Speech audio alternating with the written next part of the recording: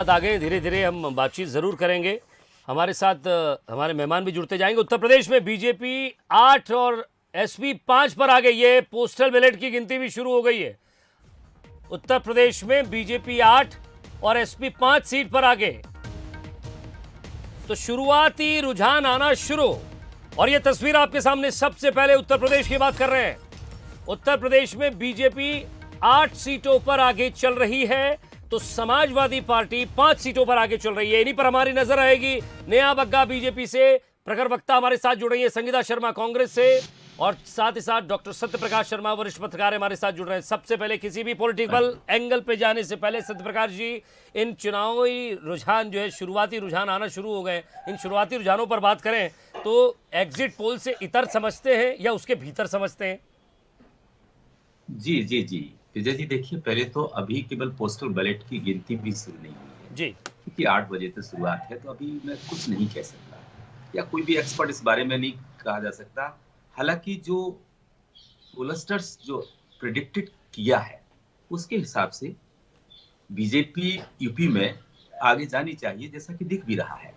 लेकिन ये यूपी के जो इलेक्शंस हैं बहुत पॉलिटिकली क्रूशियल हैं, और ये ना केवल 2022 के यूपी के लिए बल्कि आने वाले जो लोकसभा के चुनाव होंगे 2024 का रास्ता जो जाता है वो कहीं ना कहीं यूपी इलेक्शन से जाता है। इसलिए बीजेपी ने, जो रूलिंग बीजेपी है, उसने पूरी ताकत झोंकी है, जबकि इसके सामने जो फ्रंट रनर है वो एसपी और आरएलडी है। इन दोनों ने भी कोई कोर कसर नहीं छोड़ी है इलेक्शन कैंपेन में। हालांकि अगर कैंपेन की बात करें तो प्रियंका गांधी वाड्रा ने सबसे ज्यादा वहां पर कैंपेन किया है। लगभग 209 पब्लिक रैलीज और रोड शोज किए हैं, जबकि योगी आदित्यनाथ सीएम ने 203 और अखिलेश तो 131 पर ही खत्म हो गए हैं। लेकिन ये नहीं कहा जा सकता कि अभी जो शुरुआती ट्रेंड आप दिखा रहे हैं उनके आधार पर कह दें कि BJP is leading to form the government in UP. लेकिन मेरा जो अंदाजा है कि यहाँ पर भी, जैसा कि जो पोलस्टर्स कह रहे हैं, उसके हिसाब से यूपी में भी ये मैं मान के चलता हूं, यहाँ भी डेड हीट रेस है among between the Congress, SP and ruling BJP। जी जी नेहा बग्गा जी, आपके पास आता हूँ। कई सारे मुद्दे छा रहे हैं। यूपी से शुरुआत करता हूँ, या आप अपनी तरफ से कोई रिएक्शन देना चाहे तो शुरुआती रिएक्शन आप भी दे सकती हैं। देखिए, मुझे लगता है कि जिस प्रकार से वोटिंग के समय या पूर्व में भी जब कैंपेन चल रहा था तो जनता का जो उत्साह था, एक जो ट्रेंड चलता है एंटी इनकम्बेंसी का, उसको चेंज करके प्रो इनकम्बेंसी में चेंज करती हुई जनता स्वयं दिखी है। कारण ये है कि इतना बड़ा कोरोना का पैंडेमिक आया और विश्व भर में अगर हम फूड सिक्योरिटी की बात करें तो देश ने देखा कि किस तरीके से हमारे यहाँ पर 80 करोड़ लोगों को राशन दिया गया। उसी प्रकार से अगर उत्तर प्रदेश स्पेसिफिक की बात करें तो लोगों ने देखा है कि सुरक्षा जो है वो भी उत्तर प्रदेश में मुहैया हो सकती है। बेटियों ने, महिलाओं ने खास तौर पर इसको बहुत सराहा भी है, और किस तरीके से अब वो स्वतंत्रता महसूस करती हैं बाहर निकलने में, किस तरीके से भय मुक्त हो गया उत्तर प्रदेश, ये भी हम सब ने देखा है। और फिर बुलडोजर, मुझे लगता है कि आज उत्तर प्रदेश में जो माफिया हैं और जो बुलडोजर है वो दोनों साथ साथ में चलते हैं, और जनता ने इस बात को भी बहुत प्रसन्नता के साथ स्वीकार किया है। डेवलपमेंट के अगर हम इश्यूज देखें तो वो भी जनता ने बहुत करीब से देखे हैं। तो मुझे लगता है कि एक, क्योंकि इट्स टू अर्ली, पर ये भारतीय जनता पार्टी को पूरा विश्वास है कि उत्तर प्रदेश में तो आएंगे योगी, और जनता ने बार बार, मुझे लगता है कि अपने रुझान दिखाकर इस वक्त ये साबित कर दिया है कि हाथी फिसल गया है, साइकिल टूट गई है, हाथ जो है वो टूट गया है। उत्तर प्रदेश में योगी जी की ही सरकार बनने वाली है। अलग अलग मुद्दे थे नेहा जी, इन मुद्दों पर चुनाव लड़ा गया। पहले चरण से 7 चरण, और 7 चरण में 7 अलग अलग कलर्स आपको दिखाई दिए होंगे। हर एक जगह का अपना अलग अलग मिजाज था। कहीं आतंकवाद छाया रहा तो कहीं किसान आंदोलन छाया रहा, कहीं लड़की हूँ लड़ सकती हूँ वो ज़्यादा रहा, तो कहीं पोस्टर वार हुई। धीरे धीरे आप मानती हैं कि एक तरफ चौथे चरण के बाद आप देखेंगे प्रधानमंत्री नरेंद्र मोदी जी की रैलियां कितनी हुई, लगातार उनको रैलियां करनी पड़ी। अमित शाह पहले चरण में, पहले, दूसरे और तीसरे चरण में डोर टू डोर कैंपेन किया उन्होंने। आप सोचिए, 1 to 1 उन्होंने लोगों से करना पड़ा। यानी आप ये मान सकती हैं कि लड़ाई आपकी जो है वो मजबूत किले के साथ थी, आपकी अपनी भी सरकार थी उस समय, अपने काम भी थे, लेकिन काम के साथ कहीं ना कहीं एक संशय की स्थिति दिखी थी क्या? देखिए, करना पड़ा जैसी स्थिति नहीं है। भारतीय जनता पार्टी की पहचान यही है कि भारतीय जनता पार्टी में कोई किसी भी कद का हो, किसी भी पद पे हो, है कार्यकर्ता, और चुनाव उसी दमखम से लड़ा जाता है। भारतीय जनता पार्टी कभी भी कमजोरी से चुनाव नहीं लड़ती है। आप याद करिए कि अगर आप हैदराबाद के पोल्स को ध्यान में रखेंगे तो म्युनिसिपल के चुनाव थे, पार्षदी के चुनाव थे, उसमें भी हमारे राष्ट्रीय अध्यक्ष उस समय के अमित शाह जी चुनाव प्रचार के लिए गए थे। और इस समय भी आपने प्रधानमंत्री जी हों जो शीर्ष नेता भी हैं और अपने आप को कार्यकर्ता भी भारतीय जनता पार्टी का मानते हैं, उसी दमखम से उन्होंने इस बार भी चुनाव प्रचार किया। तो ये भारतीय जनता पार्टी के संगठन की पहचान है और ये लगातार दिखाई देती है। तो इसमें कमजोर होना या कमजोर होने की स्थिति को आंकने की वजह से ऐसा करना, ऐसा नहीं है। प्रत्येक चुनाव भारतीय जनता पार्टी इसी पैटर्न से लड़ती है और प्रत्येक कार्यकर्ता भारतीय जनता पार्टी का, चाहे वो किसी भी पद पे हो, गृह मंत्री के पद पे हो, रक्षा मंत्री के पद पे हो, प्रधानमंत्री के पद पे हो, इसी तरीके से प्रयास करते हैं और इसी तरीके से जनता से आशीर्वाद मांगने जाते हैं। पर एक विजय जी, आप देखिए कि जो उत्तर प्रदेश की राजनीति का ट्रेंड था, जहां पर जाति और इस तरीके की बातों पर डिवाइड करने का प्रयास होता था, आज वो चेंज होकर विकास पर सब बात करने लग गए हैं। भारतीय जनता पार्टी अपने विकास के मॉडल, हम ब्रेकिंग पर भी थोड़ा नजर मारेंगे। उत्तर प्रदेश में बीजेपी 32, सपा 21 पर। मैं संगीता जी आपका रिएक्शन चाहूंगा इस पर। ये हालांकि बैलेट है, अभी खुल रहे हैं, सत्यप्रकाश जी भी कह रहे थे। और उत्तर प्रदेश में बीजेपी 41 सीट, सपा 27 सीट पर आगे। बहुत कांटे की टक्कर लग रही है फिलहाल, और इन्हीं रुझानों के साथ आगे बढ़ते जाएंगे, रिएक्शन लेते जाएंगे। संगीता जी, देखिए, अभी ये रुझान है, और अगर हम उत्तर प्रदेश की ही बात करें तो उत्तर प्रदेश में हमने ये देखा पूरे इलेक्शन में कि वहाँ पर जो महत्वपूर्ण मुद्दे थे उन पर कोई चर्चा नहीं की गई। अगर भारतीय जनता पार्टी ने वहाँ पर चुनाव लड़ा है बाबा के नेतृत्व में, तो बाबा की तरफ से मुझे नहीं लगता है कि कहीं एक बार भी ऐसा हुआ हो जहाँ उन्होंने महत्वपूर्ण मुद्दों पर चर्चा की हो। इन्होंने महंगाई पर बात नहीं की, किसानों पर बात नहीं की, बेरोजगारी पर बात नहीं की, इन्होंने महिलाओं के साथ हो रहे अपराधों पर बात नहीं की, आवारा पशुओं पर बात नहीं की। केवल इन्होंने अगर बात की है तो उसको हर चीज़ को इवेंट बनाकर जनता के सामने आए हैं ये, और इन्होंने अपना योगी रूप दिखाने का प्रयास पूरा किया है। ये जो चुनाव होते हैं, इलेक्शन होते हैं, भारतीय जनता पार्टी पूरे समय चुनाव के मोड पर रहती है और इन्हें मालूम है कि हमें केवल मुद्दा लास्ट मोमेंट पर बनाना है, और वो आप सभी जानते हैं कि किस मुद्दे को लेकर ये चुनाव लड़ते हैं। जनता के मुद्दों पर इनकी बात नहीं होती है, जनता क्यों परेशान है। आप देखिए कि कोरोना काल जब हुआ था, ये सारी बातें हो गई, ये एग्जिट पोल तक बात जनता की और मुद्दों की अब ये नहीं रहा। सवाल ये कि जिन मुद्दों पर चुनाव लड़ा गया उन पर कांग्रेस कितना सटीक उतरी, कांग्रेस कहाँ है, कांग्रेस ने कितनी कोशिश की थी, कितनी रैलियां की थी, क्यों बाद में राहुल गांधी जी को भी उतरना पड़ा, आखिर पहले से एकजुट क्यों नहीं नजर आई। आपके पोस्टर्स में लड़की हूं लड़ सकती हूं, 3 लड़कियां थी, तीनों बीजेपी में शामिल हो गई। आखिर ये टूट फूट क्यों हुई, क्या नुकसान उससे दिखता है? देखिए, जब अभी हम जब रुझान आ रहे हैं तो हम एनालिसिस ही कर रहे हैं। हाँ। तो इतना जो चुनाव पहले हुआ, जिसके बारे में भी भाजपा ने भी बताया कि क्या रहा चुनाव 7 चरणों का, मैं वही बता रही हूँ आपको कि इन 7 चरणों का जो चुनाव रहा, इस पर क्या क्या रहा हम समीकरण देख रहे हैं, क्योंकि अभी रिजल्ट आना बाकी है और हम ये भी देख रहे हैं रिजल्ट आना बाकी है, लेकिन अभी जो आ हम रहा ये है भी वो आपको जरूर बताऊंगा। प्लीज मैं आपके पास आऊंगा, लेकिन रिएक्शन भी बताना मेरा अपना नहीं, मैं रिएक्शन भी बताऊंगी आपको, अगर आप मौका देंगे बोलने का। आपको नहीं, अगर पूरा मौका देंगे बोलने का जरूर मैं आपको पूरा बताऊंगी। बट मुझे अभी कम समय मिला, मैं जो बोलना चाहती थी उसमें आपने बीच में ब्रेक लगा दिया। हाँ, पूरा ब्रेक लग चुका है। जनता को अपडेट भी बताऊंगा, सत्यप्रकाश जी भी सोच रहे हैं उनके पास भी आऊंगा। बिल्कुल पूरा एनालिसिस होगा संगीता जी, नहीं बिल्कुल मैं एनालिसिस करके ही आपको जवाब देना चाह रही थी, परंतु आपके पास समय नहीं है, पर भी बात होगी। चलिए अपडेट की तरफ बढ़ते हैं। शायद आपके बीजेपी यूपी में बीजेपी 50, सपा 30, बीएसपी 1। अब आप अपनी बात पूरी कर लीजिए, संगीता जी बोलिए। हाँ जी, देखिए मैं वही कह रही थी कि ये रुझान आना शुरू हुए हैं। कल हमने देखा है कि किस तरीके से वोटिंग मशीन कहाँ कहाँ पर दिखाई दी है, किस तरीके से बैलेट पेपर कचरे के डिब्बे में दिखाई दिए हैं, और इससे भारतीय जनता पार्टी विचलित नहीं हुई है। अगर विचलित हुई है तो दूसरी पार्टियां हुई है, सपा हुई है, बसपा हुई है, कांग्रेस हुई है, ये सारे विचलित हुए। इन्हें विचलित होना चाहिए था यदि ये भी निष्पक्ष चुनाव चाहते थे। इन्हें निष्पक्ष चुनाव नहीं करवाना है, इसलिए इन्होंने पूरे प्रशासन को, संगीता जी उन पर बात करूंगा आपसे। 142 सीटों पर कांग्रेस ने महिला उम्मीदवारों को उतारा है। जी हाँ, आपको लग रहा है ये नारा क्या सिर्फ और सिर्फ यूपी में कांग्रेस चुनाव लड़ रही थी या फिर प्रियंका गांधी चुनाव लड़ रही थी?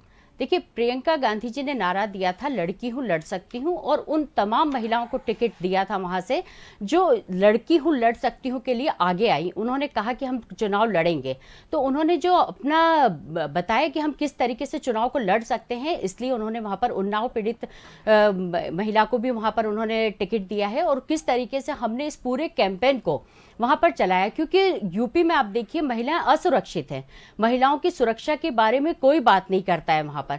प्रियंका जी गई, उन्होंने जाकर महिलाओं को, महिला बढ़ चढ़ कर, आपने उनकी रैलियां देखी होगी किस तरीके से महिलाओं ने उनके साथ कदम से कदम मिलाकर चला, और बड़ी बड़ी 5-5 किलोमीटर की लगातार रैलियां वहां पर हुई है। तो इससे आप अंदाजा लगा सकते हैं कि महिलाओं ने कितना बढ़ चढ़कर लड़की हूं लड़ सकती हूं कैंपेन में प्रियंका जी का साथ दिया। अब आगे हम बात करेंगे कि ये जो पूरे मुद्दे थे इनको नज़रअंदाज किया गया। मैं कोविड की भी आपको बात बताने वाली थी कि किस तरीके से कोविड में मृत्यु हुई और किस तरीके से गंगा जी में बहा दिया गया, ये सारी जनता ने देखा है। जनता ने, अगर एग्जिट पोल हम देखें तो जनता ने एग्जिट पोल को सही जवाब नहीं दिया है। जितने भी एग्जिट पोल आए हैं उसमें जनता के अंदर दबाव था, वो डर के कारण बोल नहीं पा रही थी जनता, और इसी कारण ये एग्जिट पोल सामने आए हैं।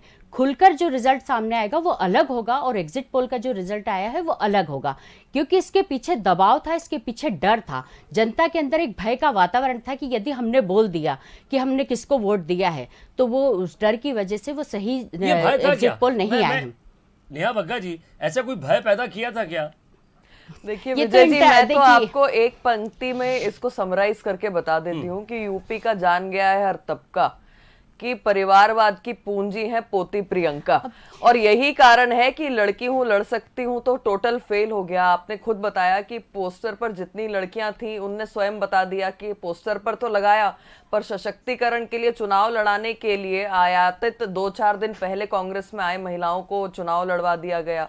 उसी प्रकार से मध्य प्रदेश में भी हमने स्थिति देख ली कि जो महिला कांग्रेस की अध्यक्ष है उनके साथ क्या हुआ, लड़की हूं लड़ सकती हूं कैंपेन लॉन्च करने के बाद। और दिल्ली में भी कुछ दिन पहले देखा था कि राष्ट्रीय अध्यक्ष महिला कांग्रेस की क्यों छोड़कर चली गई थी।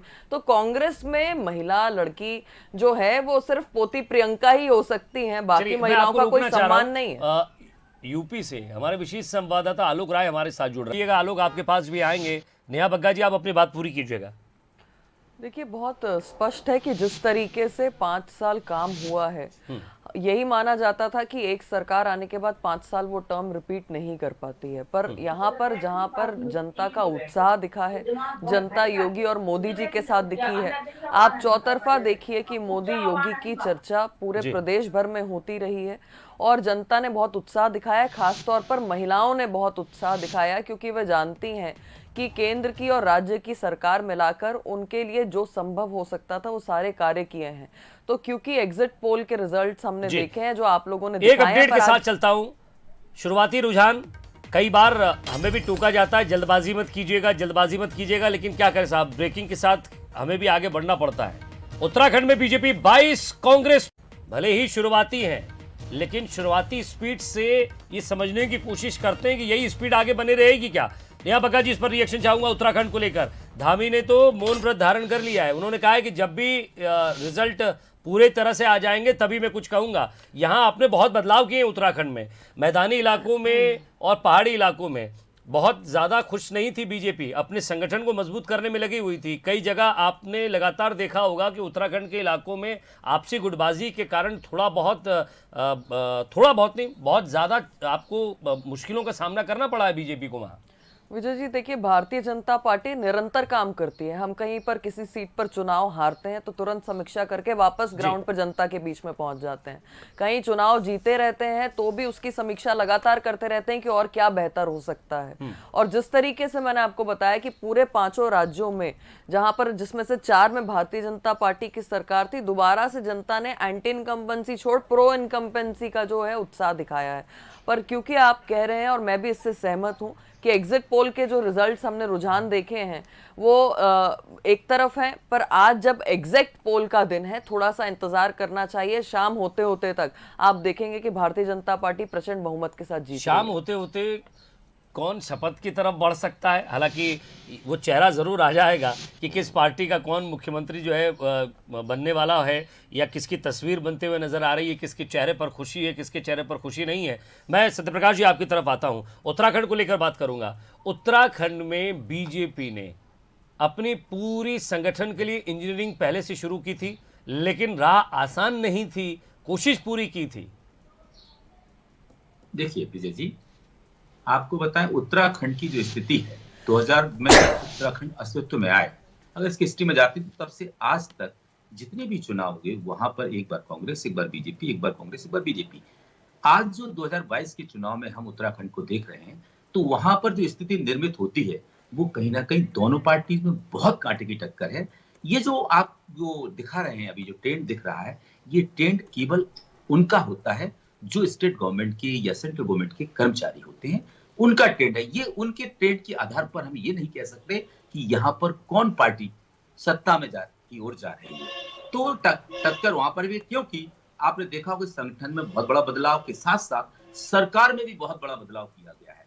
सरकार में दो मुख्यमंत्री बदलने पड़े। इसके पीछे क्या कारण थे? यानी कि कहीं ना कहीं बीजेपी ने एक बड़ा रिस्क लिया है, और बीजेपी इस मामले में जानी भी जाती है। देश की ऐसी पार्टी है जो कभी भी कोई भी स्टेप लेने में जरा भी नहीं सोचती है। मैं उन मुद्दों पर बात करूंगा सत्यप्रकाश जी, जो उत्तराखंड के मुद्दे रहे, जिन पर बीजेपी और कांग्रेस ने चुनाव लड़ा है, चाहे वो वहां से पलायन का हो, चाहे वहां पर रोजगार का हो, या फिर वहां पर शिक्षा का हो। युवाओं की एक बड़ी लॉबी थी, आपने देखा होगा। सरकार के खिलाफ भी, वहां की जो वर्तमान सरकार थी उसके खिलाफ भी कई बार प्रदर्शन हुए हैं, कई बार रोजगार को लेकर उन्होंने मुद्दा उठाया है, कई बार उन्होंने कहा कि पलायन में उत्तराखंड कई बार त्रासदियों से गुजरा है। जिस तरह से डैम की स्थिति आपने देखी, हालांकि मैं बहुत उसमें नहीं जाऊंगा, लगातार वहां जनता जो है वो खाने के लिए, जीने के लिए संघर्ष करती आई है देवभूमि में। हम पहाड़ों की बात करूं तो देखिए, पहाड़ों की जो स्थिति है वो वाकई वहां पर जीवन यापन करना बड़ा कठिन है, लेकिन वो वहां के आदी है। इसमें सरकार क्या रोल प्ले करती, उनको क्या सुविधाएं देती, एजुकेशन के मामले में क्या काम किए, इस पर आपने देखा होगा कि जो सरकार है वो गिरती नजर आई है। युवाओं को रोजगार देने में भी गिरती आई है, और जो डिजास्टर की स्थिति निर्मित हुई है उन स्थितियों से निपटने में भी गिरती आई है। लेकिन मैं बार बार कह रहा हूं, वहां पर कांटे की टक्कर है। यानी मैं ये नहीं कह सकता कि वहां पर बीजेपी बहुत पीछे है या कांग्रेस बहुत आगे निकल चुकी है। हालांकि वहां पर आप भी कुछ ना कुछ अपनी उपस्थिति दर्ज कराने का प्रयास करेगी। देखिए, मैं आपको 5 इलेक्शन को थोड़ा समझाता हूँ किस प्रकार से क्रूशियल है। आप देखिए, जो कांग्रेस ने पंजाब में जो स्टेप लिया, वहां पर जो एससी फेस को सामने लाया है, ये कांग्रेस का जो स्टेप है वो कांग्रेस के लिए गले की हड्डी बनता है, या अमरिंदर को हटा दें, या फिर लगातार बड़ी खबर से नए रुझान किस तरह से आ रहे हैं ये भी आपको बता देता हूं। यूपी में बीजेपी 100 का आंकड़ा पार कर चुकी है, सपा 60। उत्तराखंड में बीजेपी 27 पर, कांग्रेस 22 पर। यहां कांटे की टक्कर चल रही है। आप 4 सीटों पर, कांग्रेस 4 सीटों पर आगे है। उत्तराखंड में बीजेपी 27, कांग्रेस 22। नया बग्गा जी 100 सीटें तो पार कर गए हैं।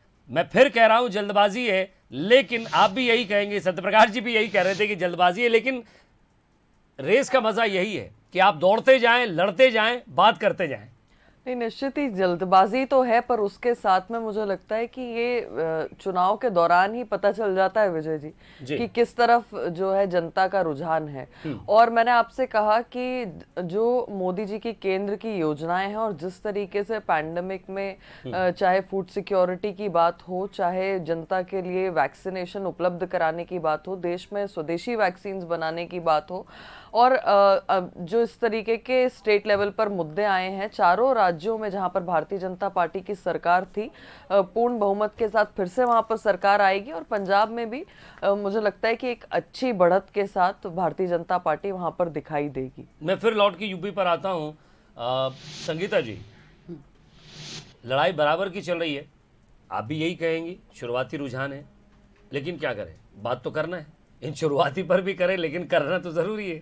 बिल्कुल विजय जी, करना ज़रूरी है, क्योंकि अभी ये बैलेट पेपर की गिनती स्टार्ट हुई है। अभी तो रुझान आना तो मुझे लगता है 9 बजे के बाद ही शुरू होंगे, और जैसे ही रुझान शुरू होंगे उससे बहुत कुछ क्लियर होने लगेगा। और हम बैलेट से मन टटोला जा सकता है? बिल्कुल टटोला तो जा सकता है, पर कई ऐसी चीज़ें हैं जो 2 दिनों में हमें देखने को मिली है कि बैलेट पेपर कूड़े के डब्बे में पाए गए हैं। तो ये भी एक बहुत सोचने वाली बात है कि ये ऐसा क्यों हुआ है वहाँ पर। तो अब ये सारे जो समीकरण हम देख रहे हैं कि वहाँ पर बैलेट पेपर के क्या हाल हुए, मशीनों के क्या हाल हुए, तो ये लास्ट टाइम पर ऐसा क्यों हुआ और किसके द्वारा किया गया है, ये उस पर क्या अपराध है, किसने किया है। मतलब जिस तरीके से अखिलेश यादव जी ने बताया है कि चोरी की गई है, तो किस तरीके से ये चोरी की जा रही है और कहाँ पर इसको, किसके अंदर डर था, किससे हार का डर था और ये सब क्यों किया जा रहा है, ये तो स्पष्ट हो गया है ये 2-3 दिनों से जो वीडियो सामने आए हैं देखने के बाद। पर यह भी स्पष्ट हो जाएगा आज पूरे दिन में कि होना क्या है, क्योंकि हम लोकतंत्र की हत्या ना करें, ये हमारे लिए महत्वपूर्ण है। देश के अंदर आज हम जो सिनेरियो देख रहे हैं, लोकतंत्र की हत्या की जा रही है। कोई भी राज्य हो, आप हर राज्य में देखिए लोकतंत्र का अपमान हो रहा है, वोट का इस्तेमाल गलत तरीके से हो रहा है, ईवीएम मशीन में छेड़छाड़ हो रही है। हम नहीं कहते हैं कि ईवीएम मशीन के ही द्वारा हो रहा है जो हो रहा है, परंतु जहाँ जहाँ पर जिन क्षेत्रों में हो रहा है और कहाँ पर प्रशासन को लगाया गया। आप देखिए कि गुजरात की पुलिस यूपी में आ गई है 7वें चरण में, और यूपी में आकर वो कह रही है कि योगी जीतेंगे। तो ये जो प्रशासन का दुरुपयोग किया जा रहा है ये बहुत गलत है। और अगर चुनाव इस तरीके से भ्रमित होते हैं, वोट भ्रमित होते हैं, तो फिर इसका असर गलत देखने को मिलेगा। हम चाहते हैं कि लोकतंत्र में ये बहुत बड़ा हमको इस पर अखिलेश यादव जी भी कुछ कह रहे थे, उन्होंने भी प्रेस कॉन्फ्रेंस करके कहा था सावधान रहिएगा। ये नेहा जी, अगर सत्ता है तो ये डर विपक्ष को रहता क्यों है? इस तरह का डर बनाया गया है या फिर इस तरह का डर पैदा किया जा रहा है? बैलेट पेपर को लेकर बात होती है, ईवीएम को लेकर अभी भी सशंकित है पार्टियां। देखिए विजय जी, आप और सभी चैनल्स जो हैं वो शुरुआती रुझान दिखा रहे हैं, और शुरुआती रुझान जो है वो विपक्ष का भी आना चालू हो गया है, जो अल्टीमेटली आपको रिजल्ट में भी दिखेगा। जब जब इन्हें समझ में आ जाता है कि चुनाव हारने वाले हैं, तो शुरू से ही, सुबह से ही, 1-2 दिन पहले से ही भूमिका बनाने चालू कर देते हैं। ईवीएम पर रोना चालू हो जाता है। और ये अखिलेश जी हो, कांग्रेस पार्टी हो या अन्य दल हो, जब जब इनको हार दिखाई देती है तो इसी प्रकार का राग होता है। और ये यहाँ पर आपने अभी संगीता जी को भी सुन लिया है। मुझे समझ में नहीं आता कि इनको संशय तब क्यों नहीं होता जब इनके नेता जीत कर आते हैं, जब ये किसी राज्य में सरकार बना लेते हैं, तब आकर क्यों नहीं कहते कि भाई ईवीएम गलत थी, ईवीएम हैक हो गई, बैलेट पेपर उठा लिए गए, यहाँ पर ऐसा हो गया। तो ये बहुत स्पष्ट दिखाता है कि इनका भय नहीं है, इन्हें स्पष्ट है कि ये चुनाव हारने वाले हैं। संगीता जी कुछ कह रही हैं, उनका रिएक्शन विजय जी, ये जो बोल रही है कि हम लोग 2 दिन पहले से बनाने लगते हैं, तो ये जो वीडियो गलत था क्या, जो बताया गया है जिसमें ईवीएम मशीन को लेकर छेड़छाड़ की गई? ये जरा नए रुझान। नंबर दूसरा, बीजेपी 110, सपा 65, बीएसपी 3। उत्तराखंड में बीजेपी 27, कांग्रेस 22। यहां थोड़ा सा आंकड़ा वही का वही बना हुआ है। पंजाब आप 32, कांग्रेस 18 सीटें। आपकी 32 सीटें जिस पर वो आगे चल रही हैं। यूपी में बीजेपी 110 सीटों पर शुरुआती रुझान है। यूपी में संगीता जी, आपकी लड़ाई बसपा से थी, सपा से थी या बीजेपी से थी, ये समझ नहीं आ रहा है इन रुझानों से, जरा आप क्लियर करेंगे? देखिए, हमारी लड़ाई हमेशा जो रहती है, कांग्रेस पार्टी सत्य के लिए लड़ती है और भारतीय जनता पार्टी की जो गलत नीतियां हैं, हमने उसके खिलाफ चुनाव लड़ा है। और जहां तक हम बताएं कि ये कह रही हैं कि ये 2 दिन पहले से माहौल बनाने लगते हैं, भाजपा कहती है, तो हम इन्हें बताना चाहते हैं कि जो ईवीएम लेकर जाया जा रहा था, क्या ये सही था? उस पर कार्रवाई होगी। दूसरा, हम ये बताना चाह रहे हैं कि जो पुलिस वाले जो वहां से आए थे गुजरात से, और गुजरात से आकर यूपी में कह रहे थे कि योगी की सरकार बनेगी, उन्हें सस्पेंड किया गया है। मतलब वो पुलिस वहां आई थी, उन्हें सस्पेंड किया गया। ये सत्य है, ये बनी हुई बात नहीं है कि हमने बना दिया, मतलब आपको लग रहा है कि जोड़ तोड़ किया गया चुनाव जीतने के लिए? सत्यप्रकाश जी, बिल्कुल जोड़ तोड़ किया जा रहा है। आज ये बात करना कितना मुनासिब है? जी देखिए, अपोजिशन शुरू से ही, आज से नहीं, इस चीज को अपोज करती रही है कि ईवीएम कई कंट्रीज ने बंद किया है, तो इंडिया में भी होना चाहिए। हालांकि ये जब कंट्रोवर्शियल लगता है कि जब अपोजिशन की पार्टी सत्ता में कहीं आ जाती है तो वो बात नहीं आती। लेकिन मैं आपको फिर बताऊं, यूपी की जो स्थिति है, वहां पर एडिशनल कलेक्टर रैंक के, डिप्टी कलेक्टर रैंक के कई अधिकारियों को सस्पेंड किया गया है। तो कहीं ना कहीं कुछ इंसिडेंट्स तो हुए हैं जिनके अगेंस्ट इलेक्शन कमीशन ने एक्शन लिए हैं। लेकिन मैं आपको फिर कह रहा हूं कि 2017 की हम बात करते, थोड़ा सा बात हो जाने दें, 2017 में बात करते हैं कि बीजेपी इतनी ग्रांड विक्ट्री के साथ क्यों सत्ता में आई थी। ये बड़ा समझने की बात है कि उस समय मोदी की बड़ी देश थी, बाबा के खिलाफ कोई एंटी इनकम्बेंसी नहीं थी। लेकिन और जो ओबीसी वोट माना जाता है, जो वहां का निर्णायक वोट कहते हैं, वो 43 to 45% वहां पर ओबीसी वोट है वो कहीं ना कहीं भाजपा की तरफ मूव किया था, जबकि माना तो ये भी जाता है कि कुछ अल्पसंख्यक वोट भी भाजपा की तरफ गए, एससी वोट भी गया, जिससे बीएसपी का आंकड़ा एकदम गिरा।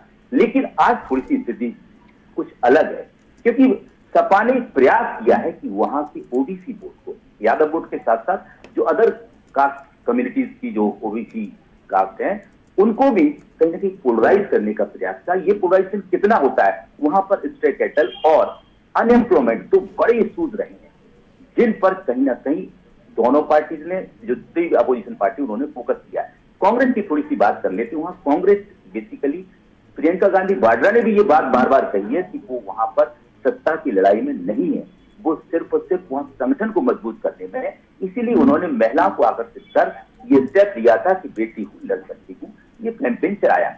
लेकिन मैं आज फिर कह रहा हूं कि अगर कहीं अखिलेश यादव ओबीसी वोट को पोलराइज करने और जो मुस्लिम वोट है वो भी कहीं अगर नहीं बटता है सपा बसपा या कांग्रेस में, तो आप देखिएगा कि जो ईवीएम जो रिजल्ट निकलेगी उसमें कहीं ना कहीं एक अच्छी बढ़त हासिल Sapa as compare of 47 seats in 2017 perform इस चुनाव में कर सकती है। लेकिन मैं फिर कह रहा हूं कि यूपी का चुनाव कहीं ना कहीं बाबा की जो इनकम्बेंसी है उसको शो करेगा, और साथ ही मोदी और अमित शाह जी की जो स्ट्रैटेजी है उस स्ट्रैटेजी को दोबारा सभा को लेकर आपसे शुरू सवाल करने करना का चाहता हूं सत्यप्रकाश जी। अखिलेश यादव चुनावी सभाओं की बात करें तो उन्होंने जिस तरह से विजय रथ निकाला, शायद इस विजय रथ की ही मैं समझता हूं वो कोशिश रही होगी। लगभग 117 चुनावी सभाओं को संबोधित किया है,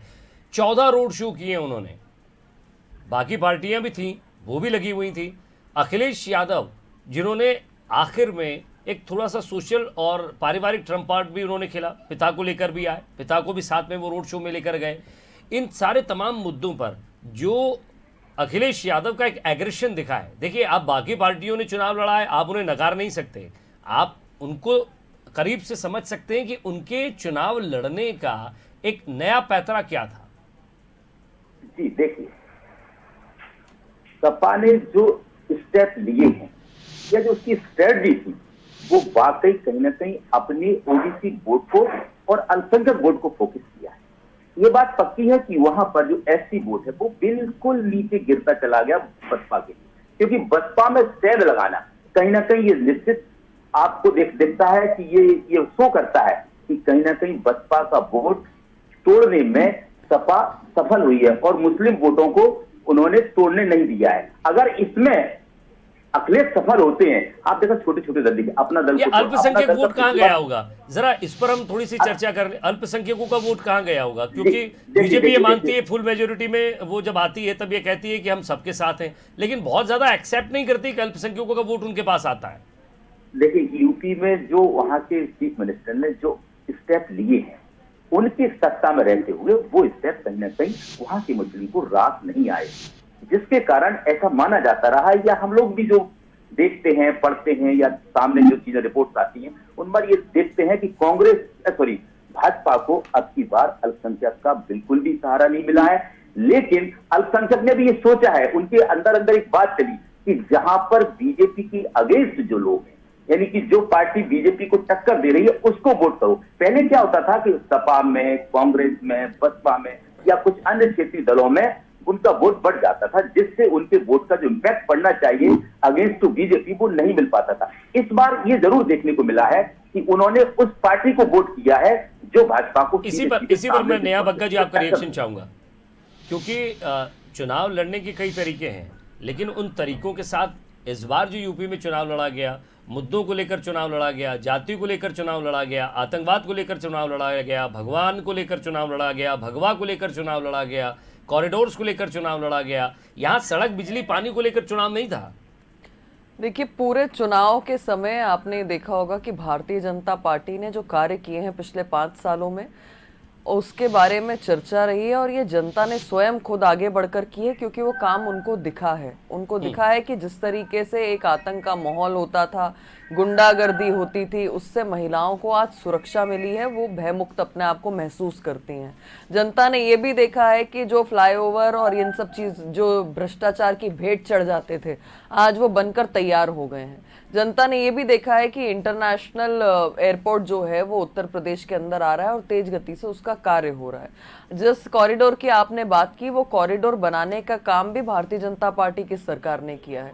अगर आप महाविद्यालय देखेंगे, हॉस्पिटल्स देखेंगे, तो उस प्रकार का इंफ्रास्ट्रक्चर भी जनता की सुविधा के लिए भारतीय जनता पार्टी लेकर आई है। तो एक टोटल शिफ्ट जरूर है विजय जी, पर शिफ्ट ये है कि जाति से हटकर जो लोग डिवाइड एंड रूल की पॉलिसी पर कार्य करते थे, आज उससे हटकर भारतीय जनता पार्टी के कार्यों को देखकर लोगों ने आज विकास के मॉडल पर मोहर लगाई है और विकास पर चर्चा कर कर दिखाई है। ये एक जरूर शिफ्ट है और मुझे लगता है कि इसी की आवश्यकता होती है। संगीता जी जो कह रही थी उसमें कुछ आपको सच दिखाई देता है क्या? क्योंकि अखिलेश यादव भी ये बात मंच से कह सकते हैं, कहा था उन्होंने, माफी चाह रहा हूँ, आपको याद होगा वो बयान, आप सोशल मीडिया पर काफ़ी रहती है नेहा जी, पुलिस ओ पुलिस, आपको याद होगा इस तरह का आपने वीडियो देखा होगा। क्योंकि क्या पुलिस किसी का साथ दे रही थी? क्या वाकई प्रशासन किसी के साथ था? इस तरह के आरोप क्यों लगते हैं? मैंने आपसे कहा ना कि जब ये जीतते हैं कहीं से, अब आप भी जानते हैं कि भाई अखिलेश यादव पूर्व में मुख्यमंत्री रहे हैं, क्यों नहीं ईवीएम पर इन्होंने कोई आरोप लगाए, क्यों नहीं रोना रोया इस प्रकार का। और सबसे महत्वपूर्ण बात यह है कि जब चुनाव होते हैं, गणना होती है, वोटिंग होती है, तो उस समय सारा का सारा अधिकार क्षेत्र जो है वो चुनाव आयोग का होता है, किसी दल के पास नहीं रहता। और ये चीजें तो मुझे लगता है कि संगीता जी को समझनी चाहिए। भाई 60-65 साल ये केंद्र की राजनीति में रहे हैं, प्रदेशों की राजनीति में रहे हैं, तो इतनी बेसिक समझ होती है। पर उसके बावजूद जिस तरीके से ये प्रोपेगेंडा चलते हैं और जिस तरीके से हार स्वीकार करने की बजाय, उस पर कार्य करने की बजाय ईवीएम पर रोना चालू कर देते हैं, ये जनता भी समझती है।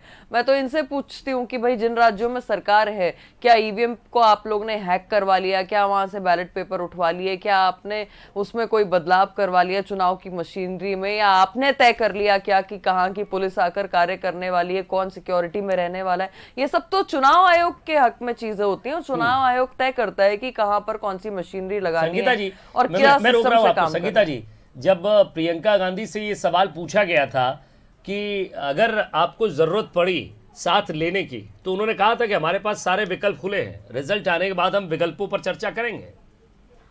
जी बिल्कुल सही बोला उन्होंने कि रिजल्ट आने के बाद ही विकल्पों पर चर्चा होती है, वैसे भी होती है। आपको क्या कह रहे हैं चरणजीत सिंह चन्नी? कोई एग्जिट पोल नहीं है, एक्चुअल पोल आ रहा है। तो एक्चुअल पोल आप कितने आश्वस्त हैं? बड़ी जल्दी आ जाएगा। आप कितने आश्वस्त हैं कांग्रेस? बिल्कुल अच्छा रहेगा सब कुछ। आपको लग रहा है कि कांग्रेस आज सब कुछ ठीक हो जाएगा, बिल्कुल आएगी। आम आदमी पार्टी दावा करिए वो जीतेंगे। अरे करने दो भैया, सब कुछ ठीक हो जाएगा। मैं नेहा बग्गा जी, पंजाब में सब कुछ ठीक हो जाएगा या फिर आपको यहाँ सब कुछ ठीक करने के लिए आगे बढ़ रही है? देखिए विजय जी, आज का दिन तो ऐसा है कि जनता सब कुछ ठीक करती ही है और जो उनके हक में होता है उसी प्रकार के फैसले आते हैं।